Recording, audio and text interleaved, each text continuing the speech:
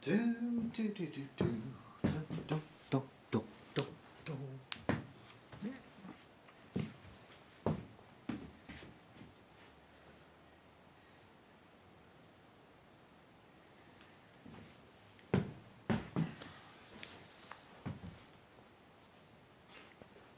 Hi.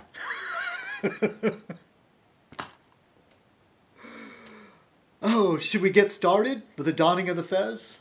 All right then. Greetings, fellow citizens. This is Citizen Kong, and welcome to another Fez Night. Tonight's Fez Night shall be called What a Piece of Work is a Fez. I don't know if I'll be able to fit all that in, huh? Well, anyway, hope you all had it's been 2 weeks since the last Fez Night.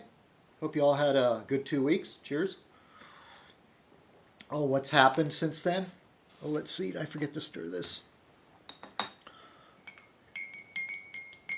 Yeah. Yeah, what happened? There was a Super Bowl. Yeah, that's why I skipped last Fez Night. It was for the Super Bowl. Tomorrow's St. Valentine's Day. Cheers to you that have somebody special for that day. Oh, excuse me. Itchy nose. Well, anyway,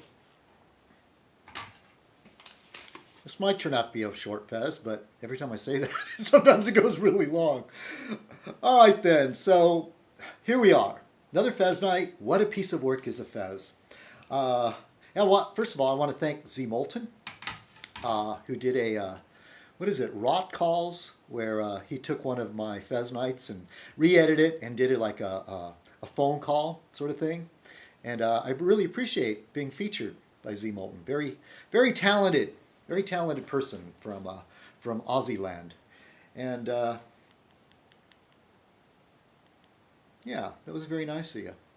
And everybody left nice comments, except for one person. Pops. Yes, I have enemies here on YouTube. But I can count them on one hand, easy. And I've got many friends. And thing with Pops is he crossed the line with me. And he really crossed the line. I try to be an easygoing person. There's a lot of people that I used to fight with that have made amends, and we get along great. But nobody's perfect. And Pops came and left a comment there. Oh, I could be sarcastic and say, oh, it was such a nice comment. He was perfectly polite to Z Moulton, but he had to take some shot at me. The usual same shot that he takes over and over and over again, which would say something about the person taking the shot. Yeah, there's some repressed stuff going on there. You're like a broken record. It's the same joke over and over again. Is that the only thing on your mind? So I'd have to say, what a petty, vindictive, pathetic, I don't even want to use the word, thing you are. This was a video, it was neutral ground. And you had to bring your jealousy and your you have absolutely no class.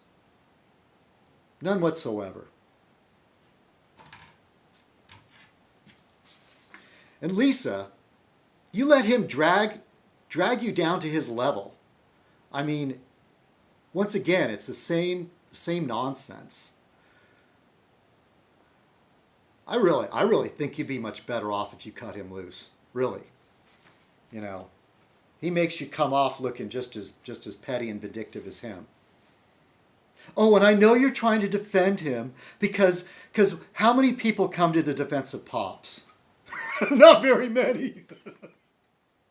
Speaking of which, one of your few friends that come to your aid in this stuff. Look, I'm proud of my circle. I'm not embarrassed about anyone, but you should be embarrassed about the people that help you out.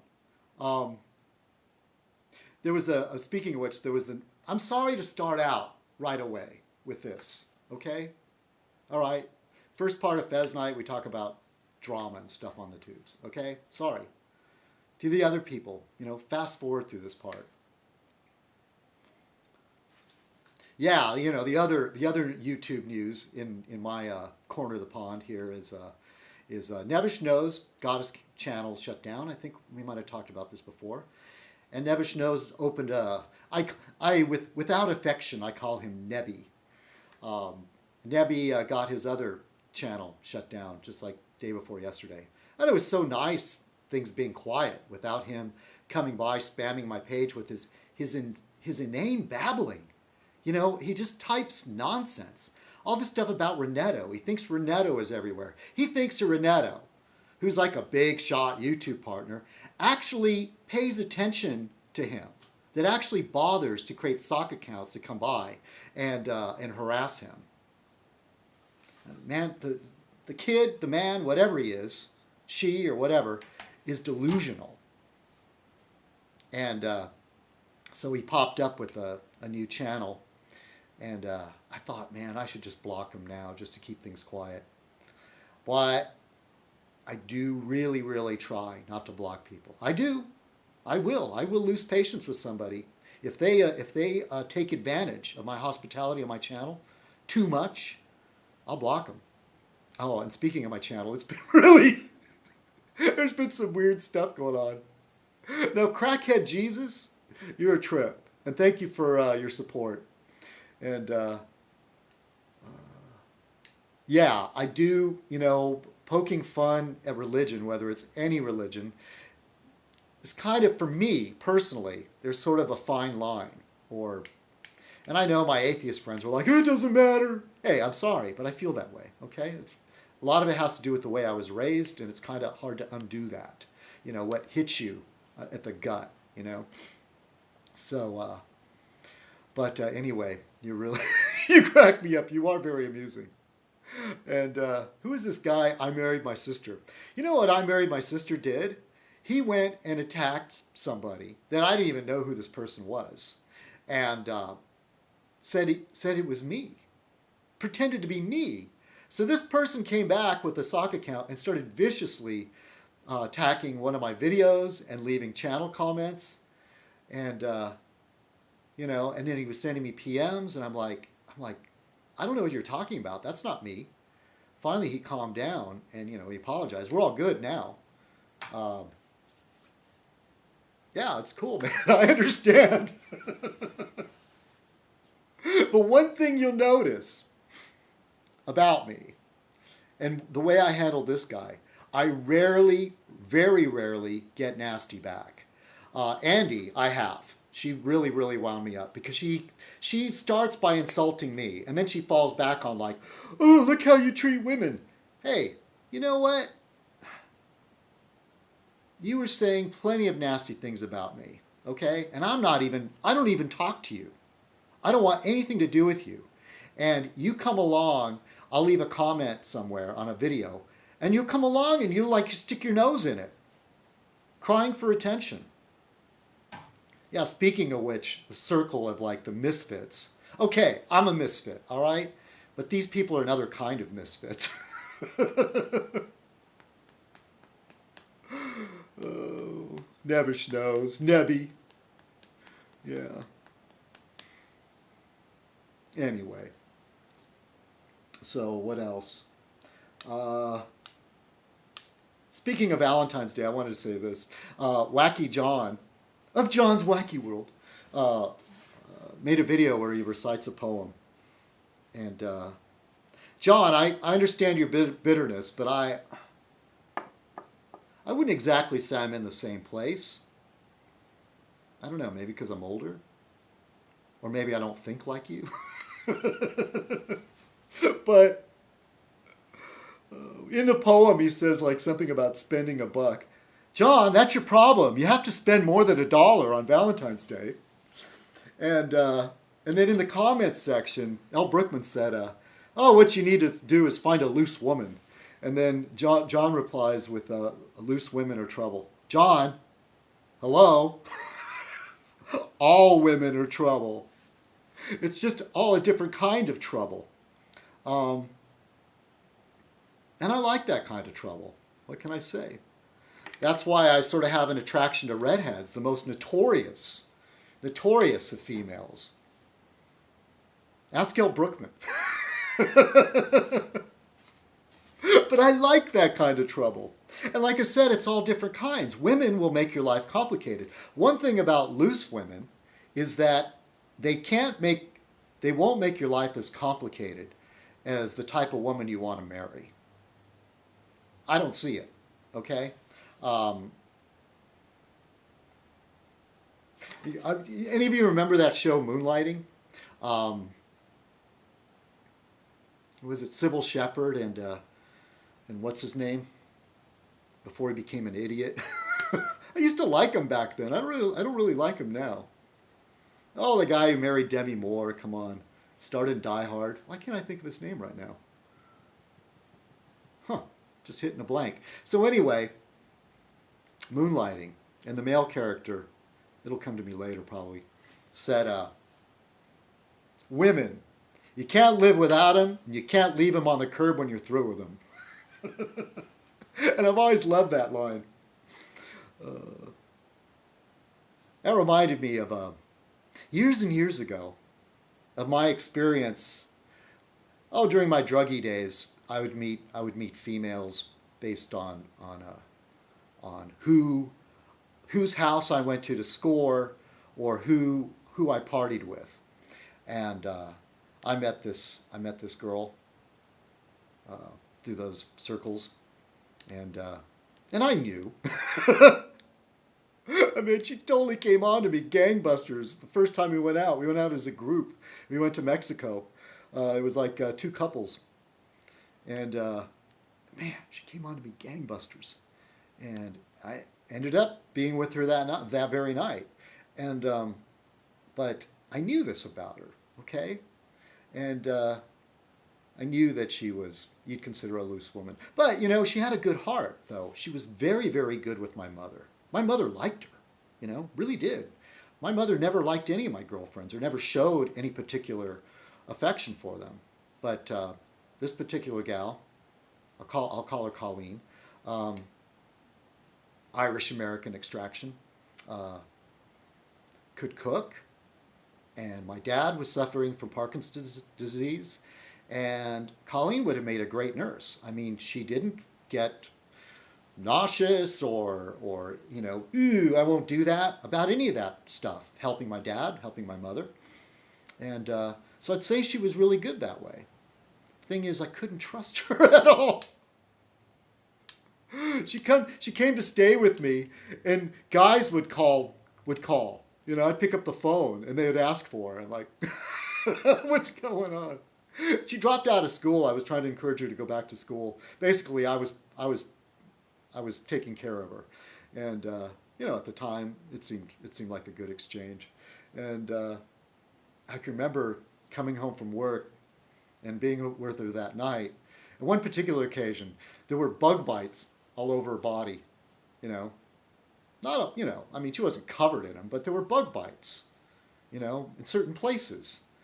And it's not like she had the crabs or anything. No, it was like she had been rolling in the grass. And I said, "What's up? What's up with all these bug bites?" She said, "Oh no, I was helping my friend work on his car." I totally don't believe that. Never did. Anyway, but John, it was worth it. I have absolutely no regrets. Absolutely none. So that's my little woman story. Riley, I have to say, I'm checking my notes here, okay? Forgive me, I took notes. Riley, yeah, you got buzz, you got a buzz on, and you made a fairly angry video. You knocked a lot of people. Some of the people I was surprised that you were knocking. And I had to say something to you in the comments because I was taken aback. I thought you and I were getting along. Now, I admit, in the beginning, your style used to bother me, the gold chain and the tracksuit, it's like the Goomba thing, I mean, I'm West Coast, But I really grew to like you. Oh, the other thing that used to bother me when you used to fake being dead or sick or whatever. And I genuinely feel bad. And then you come back, oh, just kidding.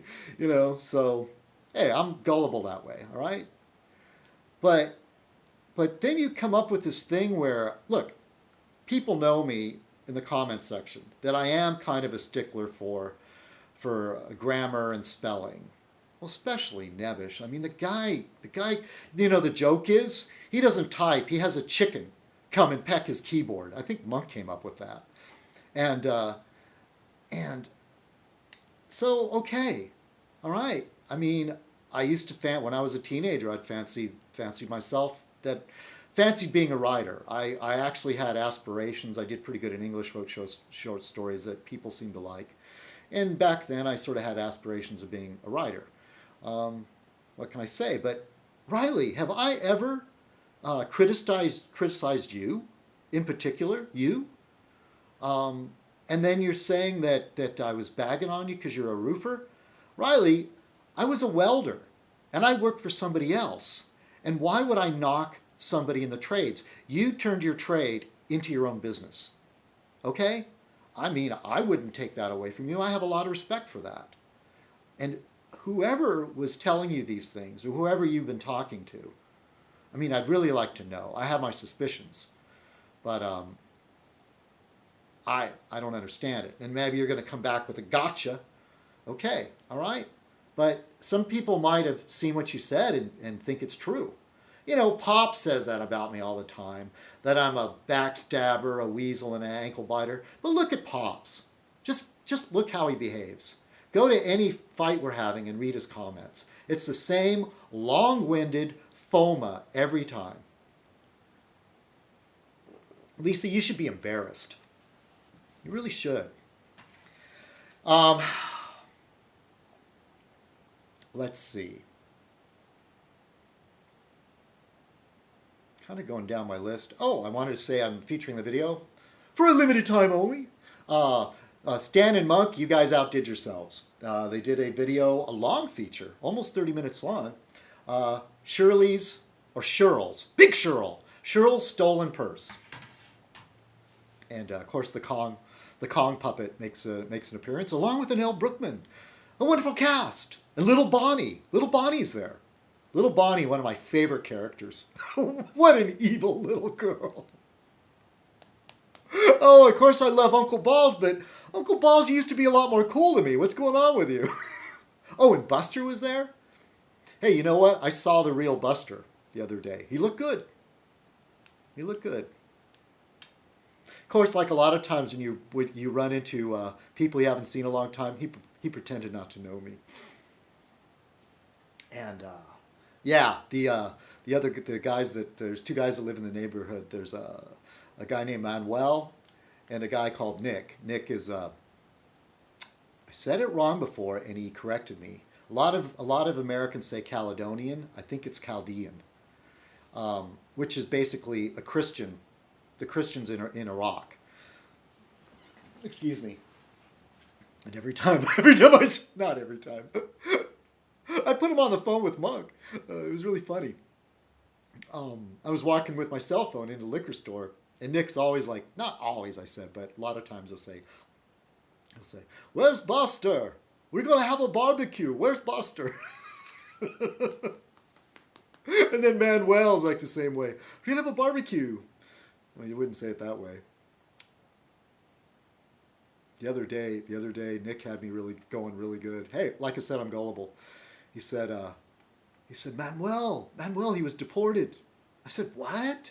Manuel's lived here for years. I thought he had a green card. No, he's in Tijuana. I had to send him $100. I'm like, I kept going, you're kidding me. Because he was laughing so much. And they're friends, okay? And he's like, and then he goes, go ask his wife. I don't know the wife very well, so I wouldn't go over there and talk to her. And then he says, no, listen. And he shouted, Manuel. And then you hear Manuel shout back, hey!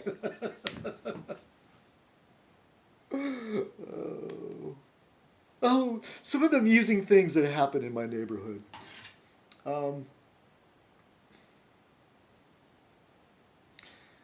Yeah, okay. Have I talked enough about stuff on YouTube? I think so. What did I forget? Oh, hello to Eileen. Eileen has been such a good friend to me, uh, and is we talk on the phone, and she's gotten me through some pretty bad spots there. So I want to say thanks to Eileen. You know, just it's nice having somebody to talk to. You know, sometimes.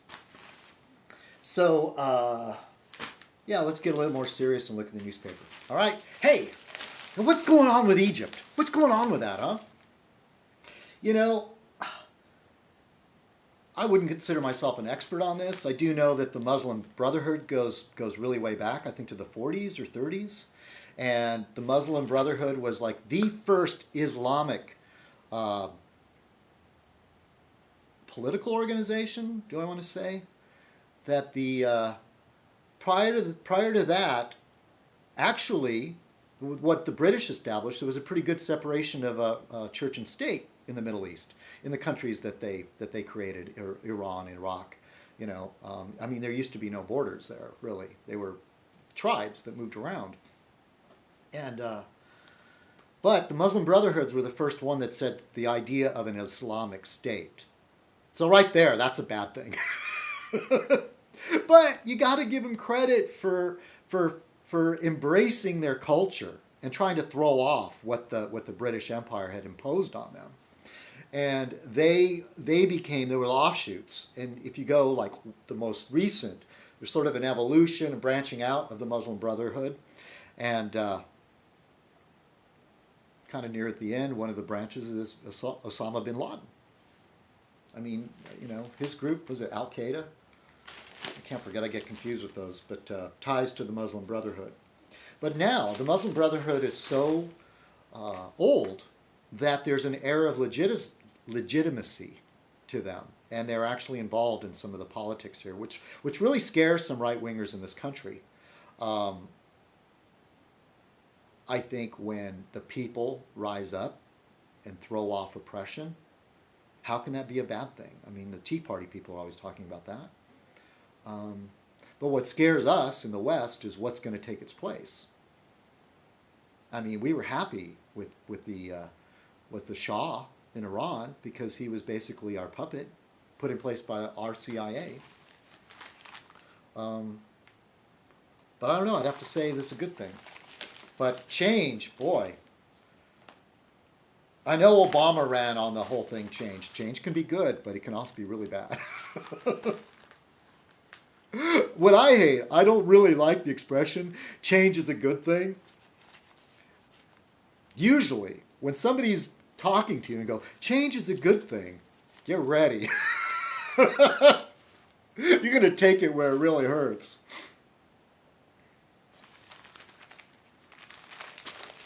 But of course, me, you know, being an Obama supporter, his change is good, but of course there's going to be a lot of pain. Yeah, Nell Brookman, I know you'll leave a comment. Yes, indeed. So, any of you see that video on YouTube of they were videotaping, you know, the protest? I was almost going to say riot, but there's all these people on a bridge protesting. Hey, anybody notice my shirt? Anybody? I don't know if it came out clear enough, but anybody know anything about that? Type it in the comments. A little bit of movie trivia. Yeah, that video on YouTube. I first heard about it on Coast to Coast, and they were saying something about, oh yeah, did you see that video? And I think it was CNN. You know, you see in the crowd one of the four horsemen of the apocalypse. I was like, what? Really? And the host is like going, oh yeah, it's eerie. So I found it on YouTube, and at first glance, it is kind of trippy. You know, there's this crowd. I think it's on a bridge or a wide street or something, and this green apparition moves through the crowd and then seems to like float up and then disappear. And And in a way, it really does like a really blurry image of a man on a horse.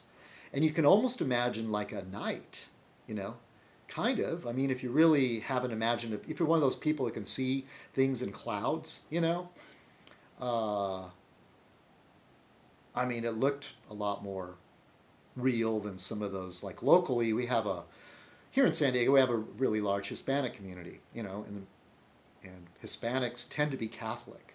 And so the more than once in San Diego, you'll have one of these like, oh, there's the Virgin Mary on some billboard or something, you know, and there's whites there, but you know, the majority of Catholics here are Hispanic, and you know, the Catholics are like lining up.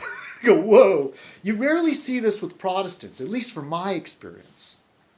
It's usually the Catholics with the you know, the statue of Mother Mary, you know, tears welling, or tears, you know, coming down her face, or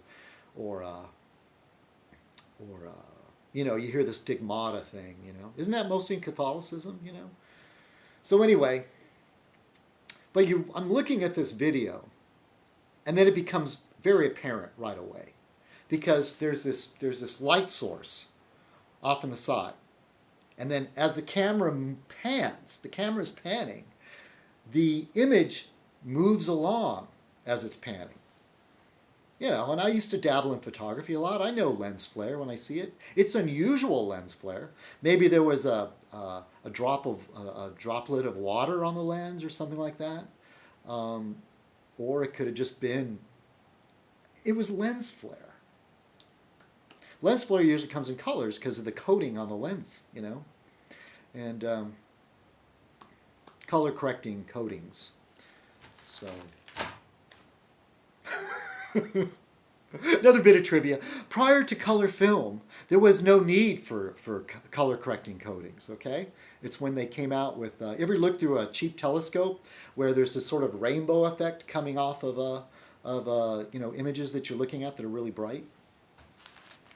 Yeah, that's because there's no coating on the lenses, no color correction. All right, let's look through the paper here a little bit more. I'm sure some of you just watched the first half, and then some of you only watched the second half. Let's see, how long has this been going on? Yeah, I better wind it up. Real quick, I wanted to say a man historian has come out with a new book about Franklin Delano Roosevelt. It's a scathing critique of FDR. Scathing. And it says, like, historian's book livens up the Tea Party-driven debate over America's past. And I just scanned this, but one thing caught my eye, and I know there's a lot of people that hate FDR, you know. But here, I got a kick out of this. His name is historian Burton Folsom Jr. Excuse me again. Folsom, who grew up in Nebraska, remembers his dad, a savings and loan executive, griping about high taxes and Roosevelt's voracious ambition. FDR was dead, but his legacy, deficit spending, an activist federal government, an expensive society's social safety net, lived on.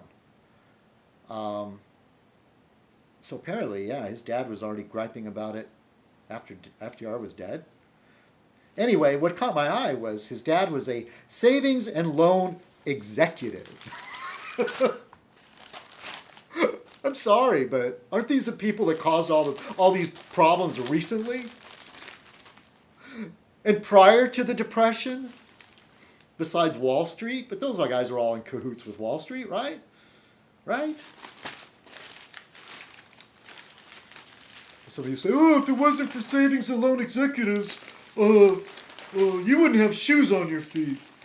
Well, don't the people that make shoes have something to do with that? I don't know. Any of you ever watched Hitchhiker's Guide to the Galaxy? I mean, I read the series of books, actually. I did read them. And in there was this spaceship from this planet. And it was filled.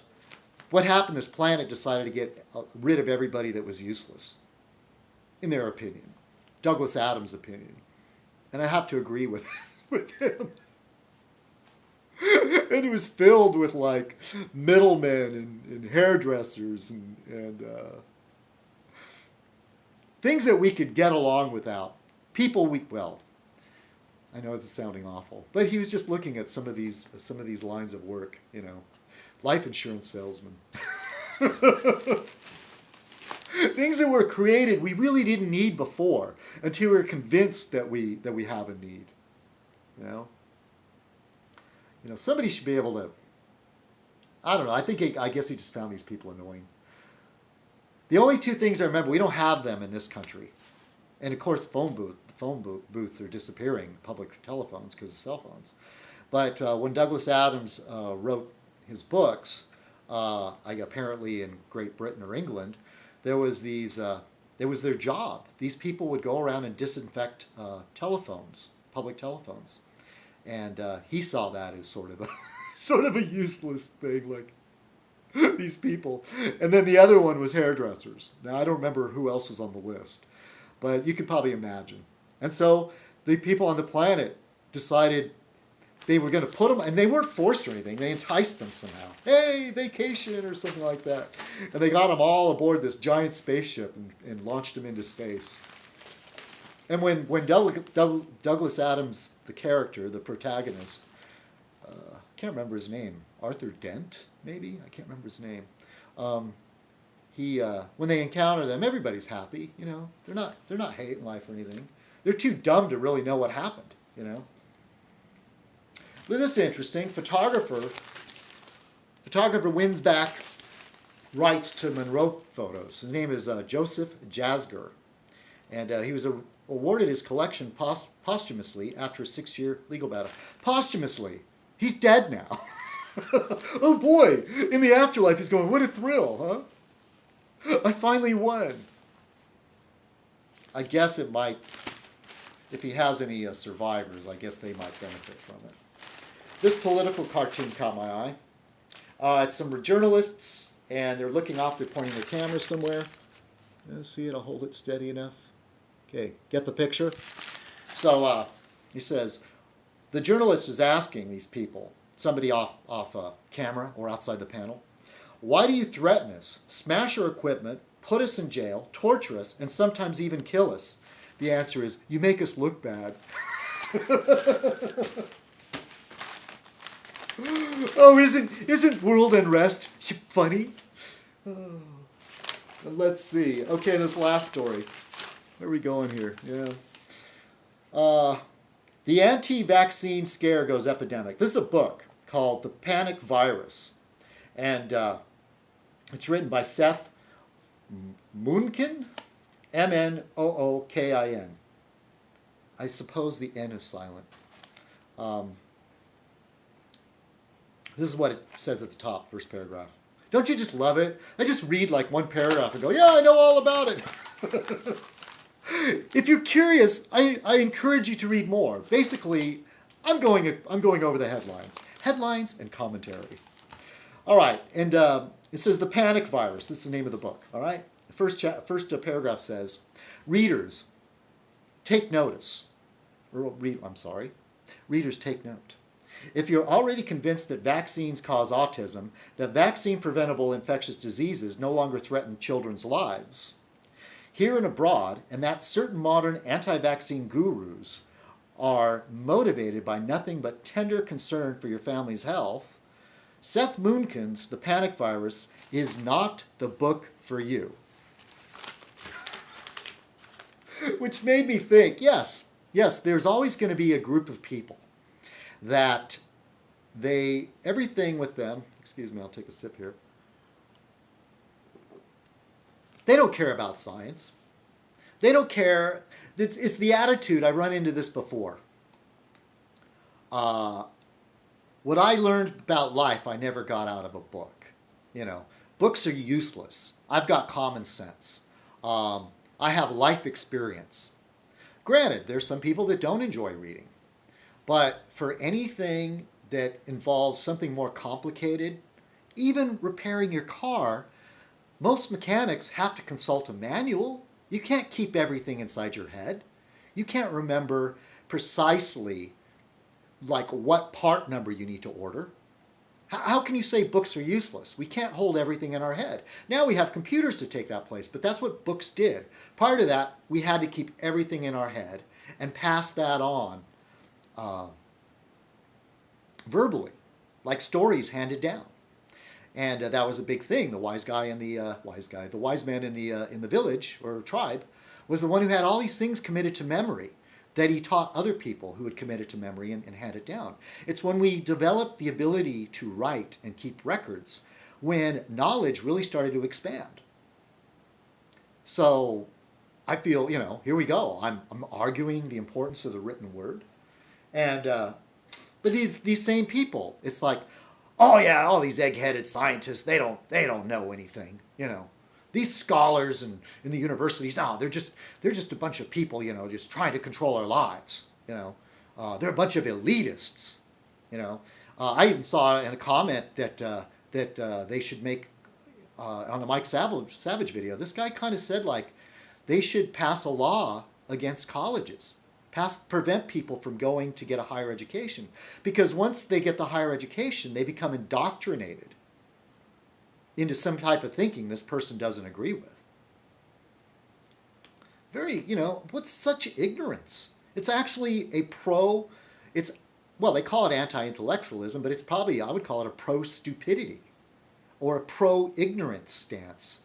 I'm all about, I'm all about being ignorant. That's the best way to be. So getting back to this vaccine thing, there's always going to be a group of people that don't trust the scientists, or they only pick the things that agree with how they feel. These people are ruled by emotion. They don't use their intellect to weigh and balance and listen to both sides. And sometimes a consensus is wrong, of course. But that's the thing about science. It's constantly changing. You get new information, and then you change your mind when the new evidence comes up. Stephen Colbert had a great word for this. It's called truthiness. It has the air of truthiness. Everything I know about how to make a judgment comes from my gut. So that's these people. Look, I say that the thing with vaccines, sure, vaccines can make people sick. It can kill some people. And the FDA is a mess. The FDA started out with good intentions. The idea is that before we had the FDA, we didn't have anything. It was basically a free market thing. They would sell some patent medicine. If enough people died, then the word would get around, and then the company would have to change their product or go out of business. I mean, it was like snake oil, before that. They could put anything in there. Mercury to cure syphilis. There was no medical, background check or anything like that. Thanks to Teddy Roosevelt, progressive idea, the FDA came about. But now it's a mess. There's so many ways that it's corrupt now, and funding has been cut. They don't have enough people to go out and do research. Where they do get money, it's like big pharma is giving them money. It's like the fox guarding the hen house. It's a big problem. But what we need is the vaccines to be monitored. And if there's heavy metals in the vaccine, well, we need to get them out and come up with there's the reason why they supposedly put the mercury in there is for a preservative. Well, there's got to be a way around that. But think where we would be without vaccines. Think where we were before them. Somebody was claiming on Coast to Coast again that this is an anti-vaccine person. It said, if Jonas Salk hadn't discovered the polio vaccine, the polio rate was already going down naturally by itself. The vaccine wasn't really needed. That it was a big, media hyped problem. All the newsreel footage of the children in iron lungs and using crutches and leg braces. I don't know. I didn't go back and research that. I just grew up thinking that Louis Pasteur and Jonas Salk and Fleming, who came up, a Scotsman, by the way, the British Isles, that place, so many wonderful things came out of there. For such a small place. Yeah, penicillin. If I remember correctly, Fleming was a. Correct me if I'm wrong. I remember his name was Fleming, and he was a Scotsman. Steam engine, among other things, jet engine. Oh, I'm sorry, I'm slipping into my Anglophile mode. I remember growing up thinking what it was like before that. So I grew up thinking these were good things. I can remember getting a vaccination, flu vaccine. I was sicker than a dog the next day. Um, I've gotten shots in my butt when I was a kid that made it just swell up. I knew a young woman that I happened to meet on the train, and we corresponded for a while. She was on her way to joining the Navy. She was from New Mexico, and she was coming to somewhere. Was it San Diego? She was on her way somewhere to join the Navy, I think it was. And they let her go right away because the vaccinations put her in a hospital. Something that turned up in the obituary that didn't make major headlines, but I thought was important. A scientist, and I might get this first name wrong. He's Danish scientist, Willy Dansgaard, and it's spelled. I'm saying Willy because it's spelled capital Willi, and he is the Danish scientist that was basically the front man, the name for the ice core studies. And when I'm talking, they call them climate change deniers. Well, we might have to come up with a new name for them. Science deniers, or man-influenced climate change deniers. That's a little bit long. A lot of these people that I talk to, I haven't had it recently, but they cite the ice core studies. It was the ice core studies. They reference that. And the reason why they reference that is to let us know that climate change is a natural occurrence, that the planet Earth has had different climates in the past. Yeah, well, if you paid attention in elementary school in the basic science class, yeah, we know the Earth was covered with all these plants. It was a lot warmer, and there were dinosaurs. Just to be simple. And then the Ice Age came, and we had the woolly mammoth and the saber-toothed tiger, and all the rest. So yes, we acknowledge that. That should be that's pretty much obvious. So what the real argument comes down to is does man influence this? Okay, so the ice core studies. And this study, he was able to go back, and basically they drill down into the Greenland ice cap. And it's sort of like layers, like rings on a tree. They can go back, and in the ice is trapped the gases that was in the atmosphere at that time. And supposedly, there might be that doubt out there, but the consensus is it can go back 150,000 years. And the consensus is pretty strong. Obviously the opposition is citing the ice core study, so that there must be accepting that fact or that premise. But the part they leave out, and this is what Dansgaard found important for us to need to know, is that, well, first of all, he saw a relationship between the atmosphere, which he found a higher density of, or a higher ratio compared to the other gases, of CO2 and methane. And when the planet was a lot warmer, guess what? There was a lot more CO2 and methane in the atmosphere. And these people that I get into arguments, they go, oh, CO2, it's a life-giving gas. CO2 is so important to life. Yes, plants need it, but humans and animals and mammals, and I think even fish, if you put them on a diet of CO2, they'll die. Try it. Buy a tank of CO2, get a gas mask, and inhale deeply for a few hours and see how you feel. So there was a relationship to. The other thing he found is that the rate of climate change was fairly consistent.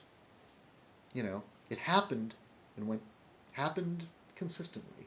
But what he found was that during the Industrial Revolution, the beginning when mankind really did, we could thank Great Britain for really bringing us the Industrial Revolution. There were stories in London, the smog was so bad, people died.